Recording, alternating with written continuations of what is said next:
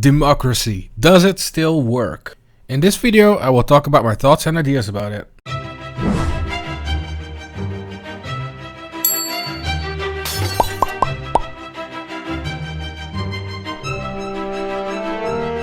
Before we start this video, I want to do a little disclaimer, because in this video you will not be able to find any new or unknown facts or answers. There will only be thoughts of me about the subject at hand.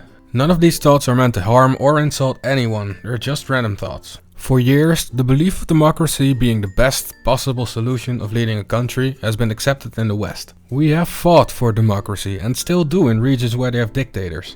But what exactly is democracy? Let's take a look at the definition. Democracy, or democratic government, is a system of government in which all the people of a state or polity are involved in making decisions about its affairs, typically by voting to elect representatives to a parliament or similar assembly. So basically, the people decide who are the people in charge, effectively making them the representative of the people. This actually doesn't sound that bad. The people have the power, or do they?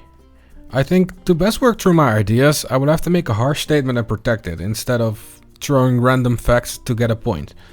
And my statement is: democracy in its current state does not and will not work. So I have three major reasons, and I will go through them one by one. And the first reason will be lies. The lies I'm talking about here are the promises that politicians make when they are trying to win an election. In general, there aren't a lot of people who actually know what's going on in politics. This means politicians have the freedom to call out stuff that will not be possible at all, but actually sounds great. This is a form of manipulation, which is uncontrollable in democracy. This is actually a well-known thing, and I have a few examples here that will show you what I mean. When I am president, I will close Guantanamo Bay. This was an election promise that got him a lot of votes, but it was very difficult to accomplish. As we know, Guantanamo Bay is still in working order and it's not completely closed down as promised. But we do have to give credit where credit is due, because he did actually start working on his promise. I have another nice quote. "Read my lips, no new taxes." As you may know, this was Bush Sr. It didn't take him too long to actually come to the conclusion that the promise was impossible to keep. So where he stated that taxes shall not be raised, taxes got raised. But at least the state is still at the same height it was. I have another one from my own country. Not another single penny will go to Greece. This will show you that it's not only an American thing. The Dutch Prime Minister actually promised to not send any more money towards Greece, and be it with softening facts, send more money. Now these were all promises and statements that are made to gain votes. There is just no other way of looking at it. Now I want to go on to reason number 2, and that's actually just the people. I hate to say this, but the people in general are pretty dumb. Actually, a better way of saying this is we as the people are actually stupid. Obviously there are a lot of exceptions, you for example. But you know what? A part of a video will explain exactly what I mean. In this video, some people from the US are asked questions. Here are some answers. Name a country that begins with U. Yugoslavia? With you, Utah. A country that starts with a U. Utopia. Alright, okay, to be fair, you can see this question as a trick question. But what about this one? How many sides does a triangle have? Damn, 4. There's no sides. 1. Now these people were all Americans, but trust me when I say, or rather, just look it up. People are stupid everywhere. The thing is though, an individual isn't the worst. In the link I'm showing you right now, there's an experiment. In the experiment, the people have to choose which line is the longest. This shouldn't be a hard question at all. Basically, the video will show you what peer pressure can do. And this peer pressure can also be found in the election. So we've had 2 reasons so far, so let's try and make a scary example of these 2. Now imagine this, 2 people are running to become president. One of these candidates is running a realistic campaign. The other candidate, he promises every working citizen $2,000 for the upcoming year. It's unrealistic and it can never be done. As you will see in a real election, you have 2 groups of people. One group with full knowledge and one group being like... How many kidneys does a person have? 1. I think you will be able to predict the outcome. Let's just hope candidate number 2 doesn't have any extreme thoughts. Now there's one more reason I want to get to, and that's reason number 3, the media. The media has a big impact on how people will vote, either by slandering a certain candidate or praising another. And this is what we call propaganda.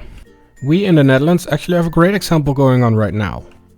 There is an association agreement between the European Union and the Ukraine, and the people of the Netherlands actually have forced a referendum about this, because that's just how democracy works. Now we will be voting on this on the 6th of April, but the government obviously wants us to vote yes on the referendum, because then the agreement gets clearance from the people.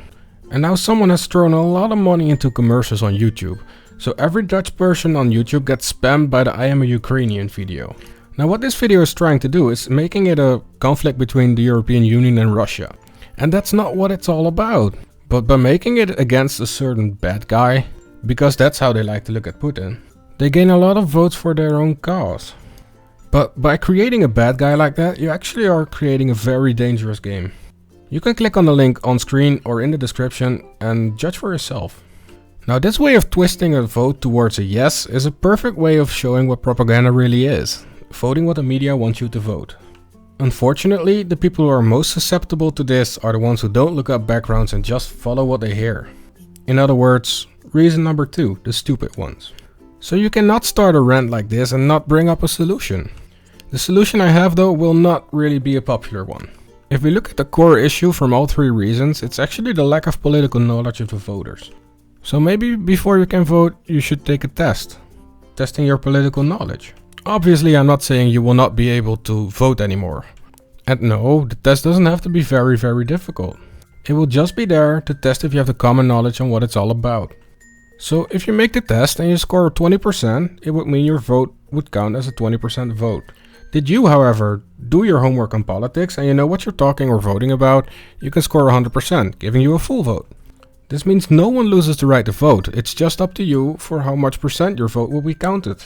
And whenever you want, by doing your homework, you can still get a full vote. This is the only way to eliminate, for a big part at least, the effect of empty promises and propaganda. This will force politicians to actually create ideas that are possible. And maybe then, but just maybe, we can elect the people who will make the country better, instead of just themselves. And on that note, I will stop ranting about politics. Thank you all for listening, I hope you enjoyed. And let me know if you agreed, or maybe you completely disagreed, or maybe you still have a different solution to this. Let me know in the comments, it's fun to see different opinions in the world. So thank you all for listening, and ciao.